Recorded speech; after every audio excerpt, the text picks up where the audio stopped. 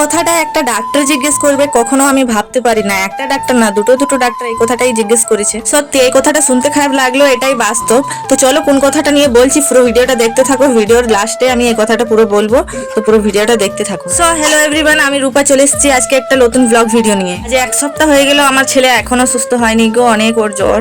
তো ওর ম্যাগি খেতে ইচ্ছে হচ্ছে, তো ওই জন্য এই যে ম্যাগি নিতে চলে এসেছি। ওর জন্য আমি ম্যাগি রান্না করে দেবো, ও খাবে। তো আজকে একটু ভালো আছে, এক সপ্তাহ হয়ে গেল, মঙ্গলবার থেকে জ্বর এসছে ওর।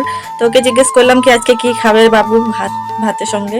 তো বলছে মা আমি মাছ খাবো, তো ওই জন্য দেখো আমি মাছ নিয়ে নিয়েছি ওর জন্য। চলো ম্যাগি কিনা হয়ে গেছে, বাড়ি যাই। আর ওর জন্য একটা চকলেট নিয়ে নিয়েছি, অনেকদিন হয়ে গেছে চকলেট খাইনি, কিচ্ছু খাচ্ছেই না, এমন জ্বর এসছে, সবসময় শুধু ঘুমোচ্ছে। তো আজকে একটু উঠেছে, এই যে ঘুরে বেড়াচ্ছে, তো ওই জন্য এই চকলেটটা নিয়ে এসেছি। তো চকলেটটাও পুরো খাইনি জানো।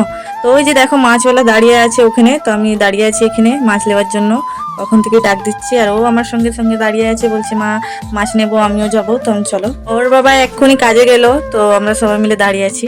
তো দেখো এখানে মাছ আছে কত রকমের। তো আমার ছেলে বেশিরভাগ মানে বড় মাছই পছন্দ করে খাওয়া, তোর জন্য আমরা বড় মাছ নিই, ছোট মাছ খুবই কম নিই। তো এই যে বড় মাছ নিয়ে নেবো। তো বাস্তব কথাটা কি, চলো তোমাদের সঙ্গে সেটাই শেয়ার করবো আমি। আগে রাস্তাতে বেরোলে লোক জিজ্ঞেস করতো কেমন আছো, আর এখন রাস্তাতে বেরোলে কোথাও গেলে লোক জিজ্ঞেস করছে তোমার ঢুকেছে। সবাই মুখে একটাই কথা। ডাক্তারের কাছে গিয়েছি আমার ছেলেকে নিয়ে, ওষুধ দিচ্ছে, তারপরে ডাক্তারও জিজ্ঞেস করছে তোমার কি অন্নপূর্ণা ঢুকেছে। আর কি বলবো বন্ধুরা।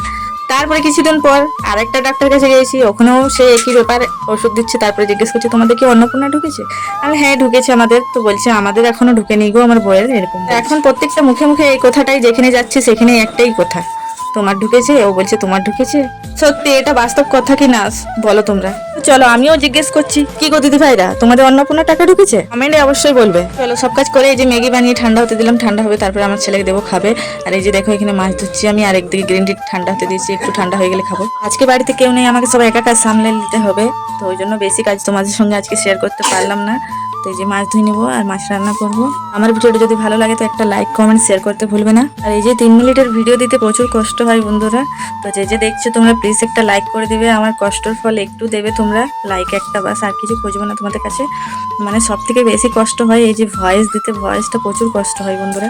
আর আমার বড় মেয়ে যে টিউশন থেকে চলে এসেছে, ওর জন্য ম্যাগি ঠান্ডা হতে দিয়েছি, টিফিন নিয়ে যাবে স্কুল। জানি না আজকে ভিডিওটা তোমাদের কেমন লাগবে, আমার তো মনে হচ্ছে আজকে ভিডিওটা ভালো হবে না, কারণ ভয়েস দিতে প্রচুর কষ্ট হচ্ছে বন্ধুরা। এত গাড়ি আসা যাওয়া করছে রাস্তা ধারে, আমাদের ঘর, জানলার পাশে বসে বসে ভয়েস দিতে হয় আমাকে, কারণ রুমে তো ফ্যান চলছে সারাদিন। আমার ছোট মেয়ে ঘরে আছে, ও শুয়ে আছে ঘরের মধ্যে। মাছগুলো আমি নুন হলুদ মাখিয়ে ভিজতে দেবো। তো আজকে ভিডিওটা বেশি বড় করতে পারলাম না, এই পর্যন্ত।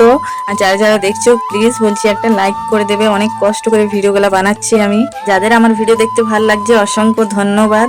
তো টাটা বন্ধুরা, আজকে মতো।